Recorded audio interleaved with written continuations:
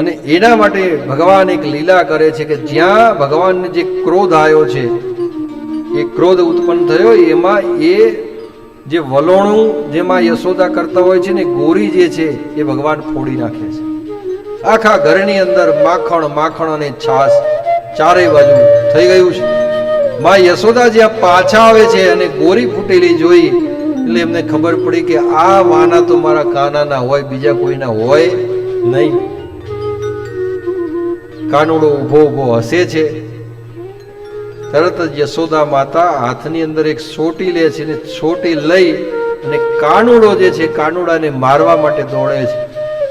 કાનુડો આગળ જતો જાય અને માં યશોદા સોટી લઈને પાછળ જતી જાય.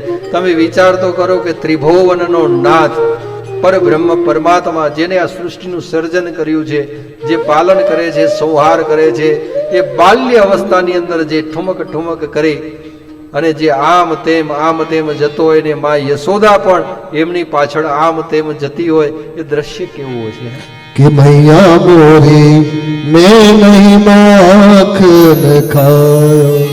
એ દ્રશ્ય જે છે કેવું હશે.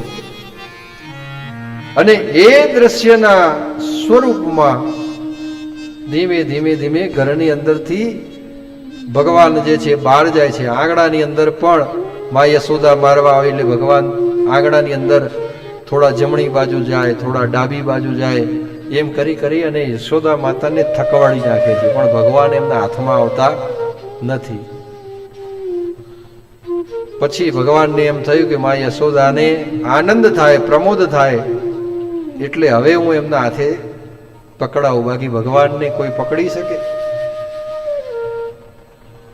પણ એ ધીમે રહીને આમ સંતાવા લાગે છે અને તરત જ માં યશોદાને ખબર પડી કે મારો લાલો અહીંયા સંતાયો છે, તરત જ ભગવાનને પકડી પાડે છે. પછી યશોદા માતા હોય છે, ખાંડણીઓ જે હોય છે એ ખાંડણીયાને જોડે લાવે છે અને જે ગાય દોવાની જે રસ્સી હોય છે, જેના બે પગ બાંધવા માટે, એ રસ્સી દ્વારા ભગવાનને બાંધવાનો પ્રયત્ન કરે છે. એમને બાંધવા જાય છે, પણ બાંધવા જાય છે એવી 3 ઇંચ જે છે એ રસ્સી ટૂંકી પડે. એટલે બીજી એક રસ્સી પડી હોય છે, એ 2 રસ્સીને સાથે બાંધી અને પછી ભગવાનને બાંધવા જાય છે, તો પણ 3 આંગળ જેટલી રસ્સી ટૂંકી પડે. એવી રીતે જેટલી રસ્સી ત્યાં પડી હતી એ બધી એકત્ર કરી અને ભગવાનને બાંધવા જાય, પણ 3 ઇંચ જે છે એ રસ્સી ખુલ્લી જ પડે, ભગવાન બંધાય નહીં. એટલે આ દામોદર લીલા દ્વારા હે પરીક્ષિત, ભગવાન એ સમજાવે છે કે ભગવાનની તમે ગમે એટલા નજીક હોવ, પણ જેમ 3 ઇંચ રસ્સી ખૂટે છે, માં યશોદા બાંધી નથી શકતા, એમ જ્યાં સુધી તમે ભગવાનને પ્રાપ્ત ત્યારે જ કરો. ભક્ત આધીન ભગવાન શ્રી હરિ નારાયણ છે. ભગવાન સ્વયં એમના મુખેથી કહે છે કે હું સ્વતંત્ર નથી, હું ભક્ત આધીન છું, ભક્તને આધીન છું, ભક્તથી બંધાયેલો છું.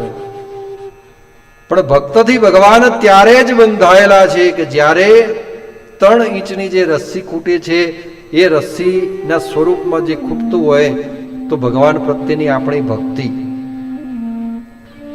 ભગવાન પ્રત્યેનું આપણું જ્ઞાન અને ભગવાન પ્રત્યેનો વૈરાગ્ય ભાવ.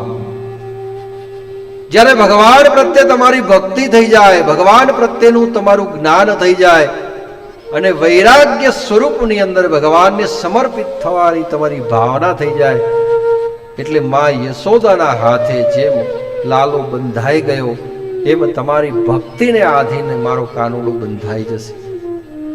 એમાં કોઈ શંકાને સ્થાન જ નથી. અને એવી રીતે માં યશોદા જે છે, યશોદાએ ભક્તિ, જ્ઞાન અને વૈરાગ્ય સ્વરૂપ કાનાને આજીજી કરી કે હે કાના, બહુ થયું, હવે તું બંધાઈ જા. અને જ્યારે આજીજી કરે છે, કાનુડાના શરણમાં માં યશોદા આવે છે, ત્યારે પ્રેમ અને વાત્સલ્ય ભાવ જોઈ, ભક્તિ જોઈ અને કાનુડો ખાંડણીએ બંધાઈ જાય છે. ત્રિભુવનનો નાથ જેને કોઈ બાંધી ન શકે એ યશોદા માતાના ખાંડણીએ બંધાયેલો છે. આ કેવો ભક્તિનો રંગ છે.